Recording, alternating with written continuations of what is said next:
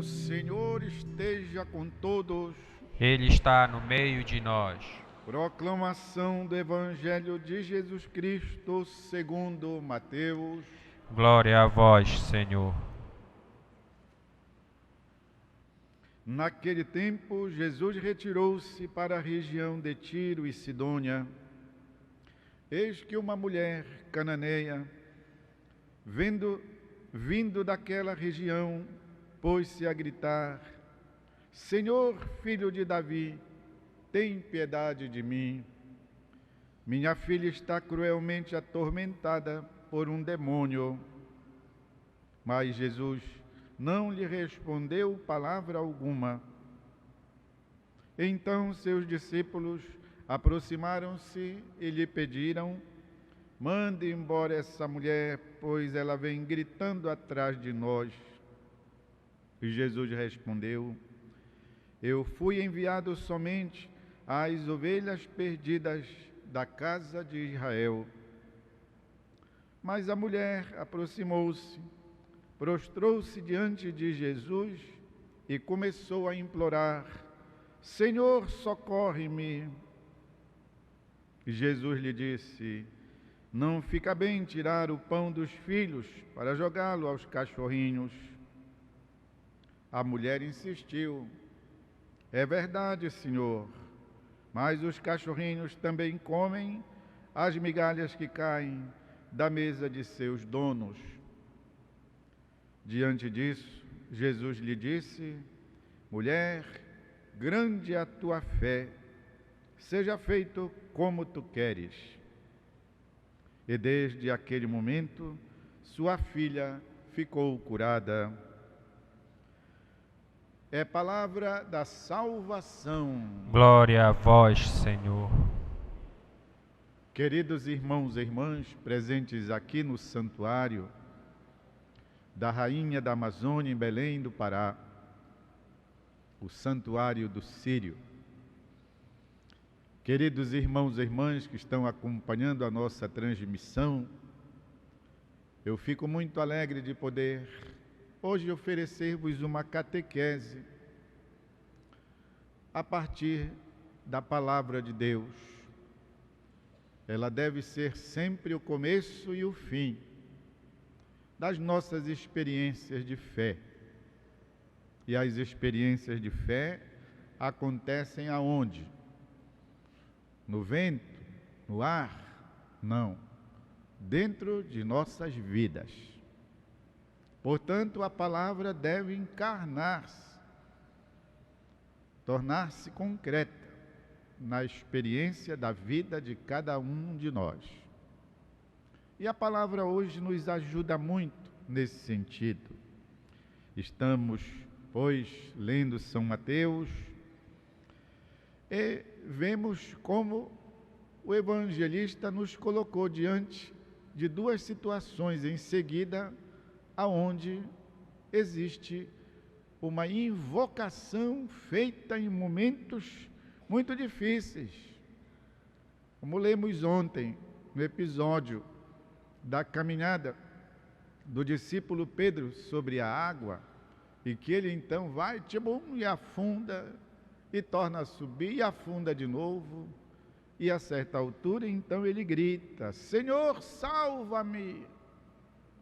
Olha esta invocação, que vem do profundo da alma, que vem do medo, porque ele estava afundando mesmo. Senhor, dá um jeito. Hoje, esta mesma invocação, dita de um outro modo, sai da boca da mulher cananeia. Senhor, socorre-me.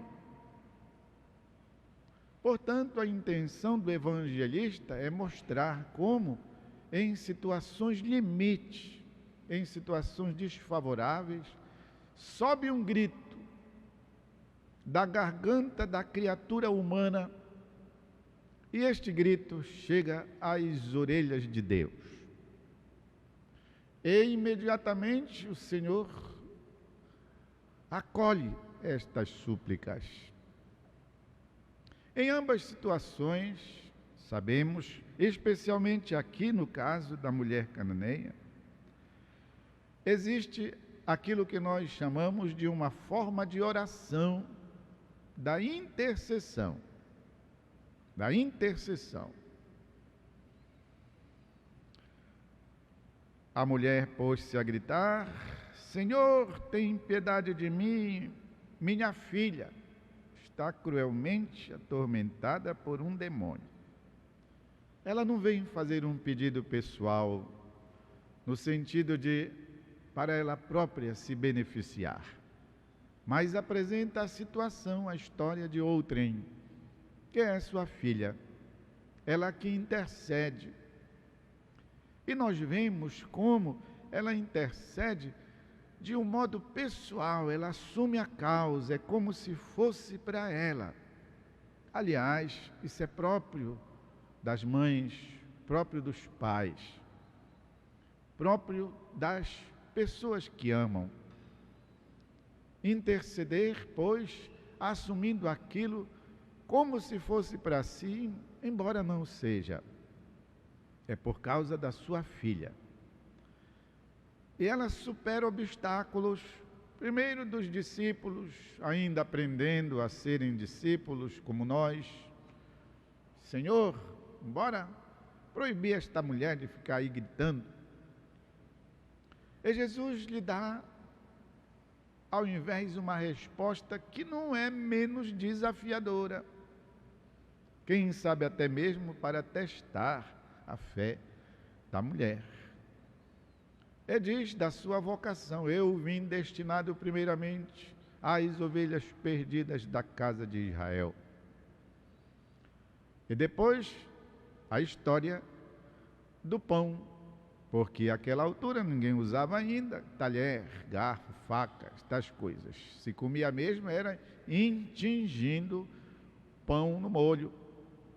E aquela parte que ficava seca, que não, portanto, se comia porque não estava molhado no molho, se sapecava, como a gente lá no interior jogava o espinhaço do peixe, que ninguém come, né? Já o vira-lata, o cachorro, a gente comia os pedaços de ossos, assim era um costume. Jesus não está ofendendo a mulher ao comparar o pedido dela com os cachorros. Jesus está falando de um costume que era próprio deles, né? Para não sujar a mão metendo no molho, deixava-se um pedaço do pão seco e, como não estava gostoso porque não tinha o molho, jogava os cachorros comerem. E a mulher, então, sabe pedir com perseverança e mais, e humildade. Eu sei, Senhor, que não se dá comida, primeiramente, para os cães. Não se tira das crianças para dar para os cães. Mas, sabe como é, né? Sempre cai uma migalha, sempre sobra um pedaço.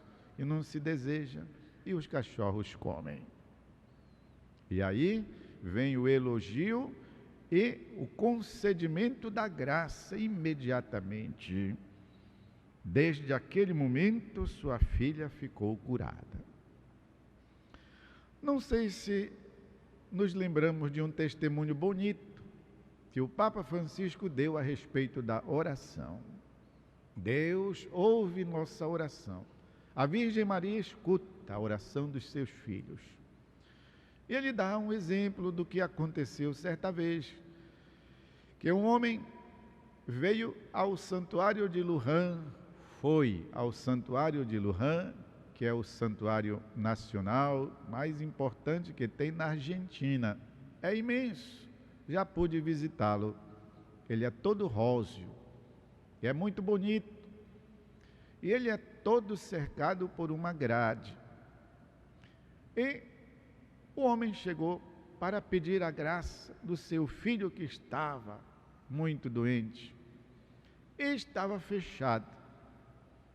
Estavam fechadas as grades do santuário. Este homem ficou tão aflito, ficou tão angustiado, que diz o Santo Padre, ele se imprensava na grade, quase querendo passar pela grade estreita, contando que ele pudesse entrar no santuário. E não podia, se espremia ali morto de agonia, por saber que o seu filhinho estava à morte, queria entrar no santuário para fazer um pedido à Virgem de Lourdes. E diz que ele então intercedeu, rezou, e como não pôde entrar, voltou para casa, seja o que Deus quiser. E ao chegar em casa, acreditem, a criança estava brincando.